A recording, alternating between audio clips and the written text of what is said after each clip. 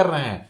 और कल की स्थिति में ये होता है कि आप अपने आप को ईसाई बोलते हैं और परिस्थितियों का निर्माण होता है, तो आपके लिए तो ये आरक्षण की सुविधा समाप्त होने के लिए खतरे की घंटी तो है। कैसे हैं मेरे प्रिय भाई और बहनों, आप सभी को मेरे ओर से जय यीशु। छत्तीसगढ़ के एक वकील एक इंटरव्यू के समय में जो आदिवासी लोग ईसाई धर्म में कन्वर्ट हो गए हैं उनका डिलिस्टिंग को लेकर और उनको आरक्षण से कैसे वंचित किया जाए उसको लेकर, और जो ईसाई आदिवासी लोग नौकरी कर रहे हैं उनको कैसे वहां से वंचित किया जाए उसको लेकर क्या कुछ प्लान बताते हैं, क्या कुछ डिमांड चल रहा है, उन सबको लेकर चलिए हम लोग एक छोटा सा वीडियो क्लिप के माध्यम से जानने के लिए कोशिश करते हैं। वर्तमान में भी ये डिलिस्टिंग की कार्रवाई चल रही है, डिलिस्टिंग की मांग चल रही है। अब इस डिलिस्टिंग में अगर भारत सरकार मान जाती है, भारत सरकार समझ जाती है परिस्थितियों को कि धर्मांतरण का कितना गंदा खेल चल रहा है पूरे देश में, और ये कानून बना देती है, तो इन लोगों के सामने ये संकट उत्पन्न हो जाएगा। इसीलिए इन लोग इससे बचने के लिए कि अगर हम रीति रिवाज का, परंपरा का त्याग कर देंगे तो जनजातीय होने का लाभ नहीं मिलेगा, सिंदूर नहीं लगाएंगे तो हमको जनजातीय होने का लाभ नहीं मिलेगा। आप समझिए, विदेशी धर्म, पहले लोग सिंदूर नहीं लगाते थे क्या? पहले सिंदूर नहीं लगाते थे, पहले कर्मा नहीं मनाते थे, पहले टूंटा नहीं मनाते थे। इन लोगों को तो अपने रीति रिवाज के गीत पर्व का ज्ञान ही नहीं था। जब से ये जनजातीय सुरक्षा मंच आंदोलन करने लगा, डिलिस्टिंग की मांग करने लगा, तब जाकर के ये लोग डर से, भय से इन परंपराओं को धीरे धीरे पालन कर रहे हैं। ये डिलिस्टिंग जो बोल रहे हैं, मुझे तो लगता है डिलिस्टिंग चुनावी मुद्दा है, क्योंकि ये चुनाव से पहले ही इसका दिखता है असर, उसके बाद में बंद हो जाता है। देखा जाए तो छत्तीसगढ़ में वैसे हुआ, डिलिस्टिंग का बड़े बड़े आंदोलन किए और कैसे दिखा। अभी तो ठंडे बस्ते में दिखता है डिलिस्टिंग का मुद्दा।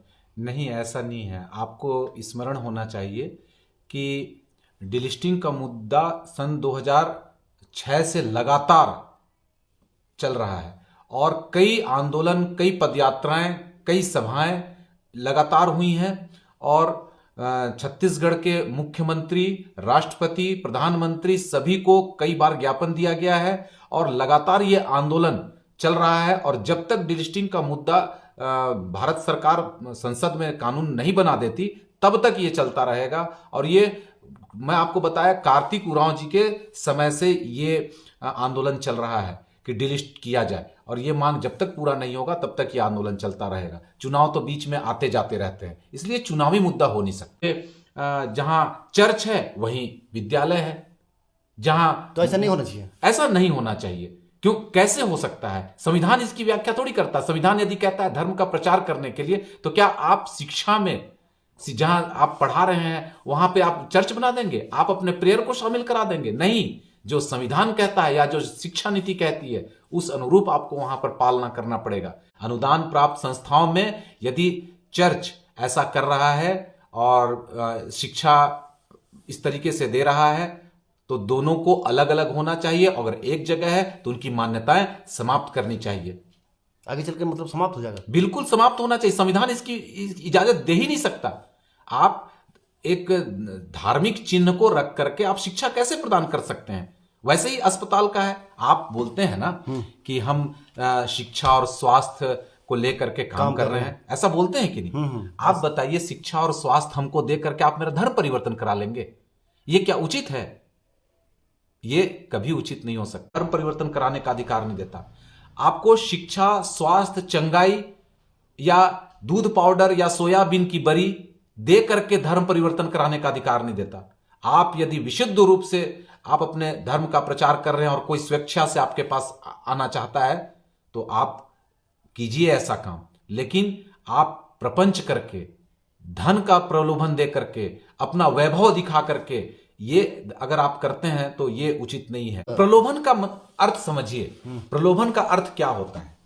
आप गांव में जब जाते हैं और वहां पे आपके स्वास्थ्य को ठीक कर देने की बात यदि कोई व्यक्ति कहता है और आपको प्रेयर कराता है और आप उससे प्रभावित होकर के बोलता है कि अब आप आइए और चर्च में प्रार्थना कीजिए कहता है, तो ये प्रलोभन नहीं हुआ तो क्या हुआ? आप उसको ठीक करके वापस आ जाइए। आप धर्म क्यों परिवर्तन कराते हैं भाई? उसका धर्म परिवर्तन कराने की क्या आवश्यकता होगी? इस धर्म की मान्यताओं को आप पालना कर रहे हैं तो आपको छोड़ना पड़ेगा उसको।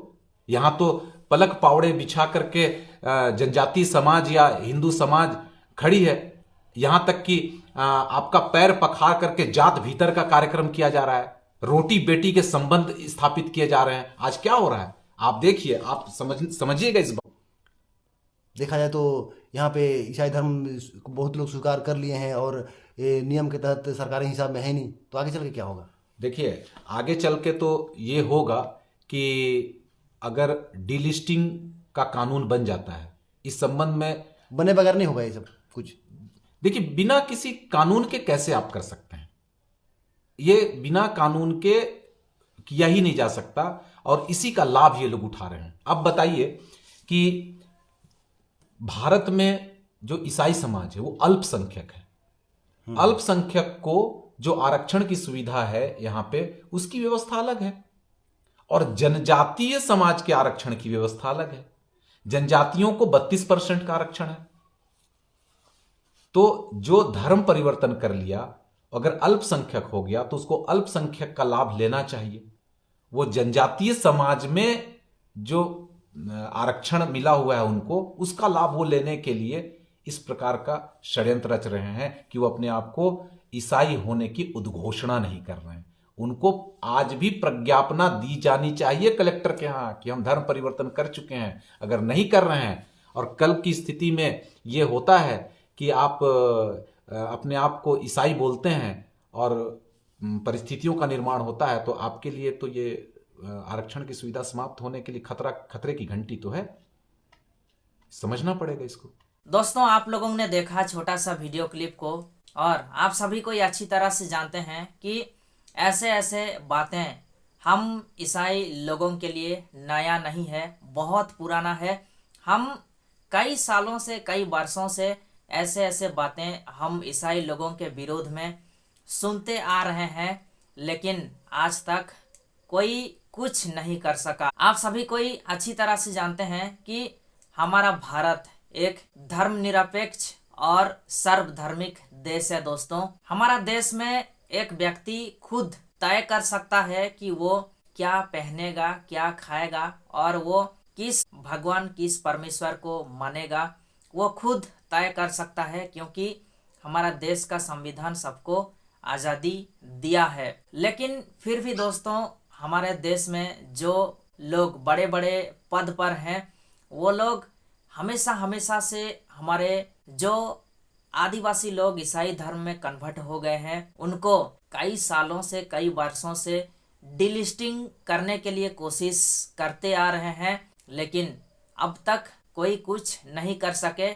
और अभी फिलहाल में वो लोग जब डिलिस्टिंग नहीं कर पाए, तो कैसे जो लोग ईसाई धर्म में कन्वर्ट हो गए हैं उनका जातिगत पहचान खत्म कर दिया जाए, उसको लेकर प्लान बना रहे हैं और कानून बनाने के लिए मांग कर रहे हैं। दोस्तों, फिर भी आज लोग कोशिश कर रहे हैं कि कैसे जो आदिवासी लोग ईसाई धर्म को मान रहे हैं उनको कैसे आरक्षण से वंचित किया जाए, और जो लोग नौकरी भी कर रहे हैं उनको भी कैसे वहां से हटाया जाए और उनका जातिगत पहचान कैसे ख़त्म किया जाए, डिलिस्टिंग किया जाए।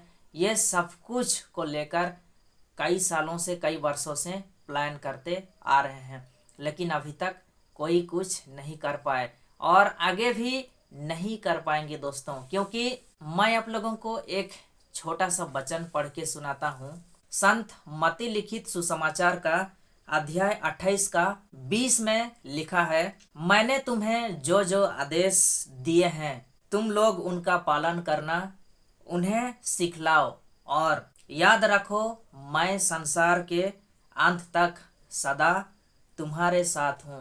दोस्तों, जब यीशु मसीह चेलों के पास आते हैं और उनको यह कहते हैं कि मुझे स्वर्ग में और पृथ्वी पर पूरा अधिकार मिला है, मुझे स्वर्ग में और पृथ्वी पर पूरा अधिकार मिला है, इसलिए वो कहते हैं कि मैंने तुमको जो जो आज्ञाएं, जो आदेश दिए हैं उसको आप दुनिया का कोने कोने में, संसार का कोने कोने में जाओ और लोगों को सिखाओ और याद रखो कि मैं इस संसार का अंत तक सदा तुम्हारे साथ हूँ। उनका चेलों ने हमें जो कुछ भी सिखाया, जो आदेश, जो आज्ञाएं यीशु मसीह ने दिए थे उनको, उन सब आज्ञाओं को, उन सब आदेशों को उनका चेलों ने जब हमको सिखाया और हम जब उनका आदेश आज्ञाओं को पालन किए, तब इस संसार का अंत तक यीशु मसीह हमारे साथ में भी रहेंगे। और आप सभी कोई सोचकर हैरान हो जाएंगे दोस्तों कि डिलिस्टिंग का मामला आया, लेकिन फिर भी हमारे ईसाई लोग अल्पसंख्यक हैं, लेकिन फिर भी कोई डिलिस्टिंग नहीं कर पाया। क्यों? क्योंकि वचन में लिखा है इस संसार का अंत तक मैं तुम्हारे साथ हूँ। परमेश्वर हमारे आगे पीछे हर घड़ी हम लोगों के साथ में है, हमारा सुख दुख में हमेशा हमेशा हमेशा से हमारे साथ में है और आगे भी रहेंगे। हमको कभी वो छोड़ने वाले नहीं हैं, क्योंकि वो इस संसार के आदि और अंत वो खुद हैं।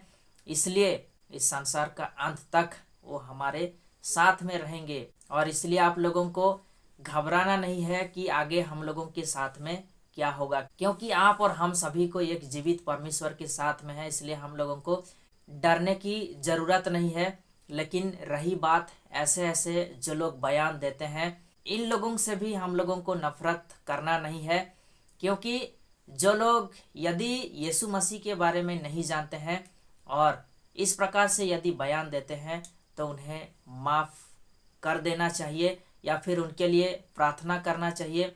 लेकिन जो लोग यदि जानते हैं यीशु मसीह के बारे में, उनका समर्थ के बारे में यदि वो लोग जानते हुए भी इस प्रकार से बयान देते हैं, तो उसका न्याय परमेश्वर स्वयं करेंगे। दोस्तों, मैं चाहता हूं कि आप लोग इस वीडियो को ज़्यादा से ज़्यादा लोगों तक शेयर करें। चलिए फिर हम लोग मिलते हैं नेक्स्ट वीडियो में। आप सभी को फिर से एक बार जय यीशु, धन्यवाद।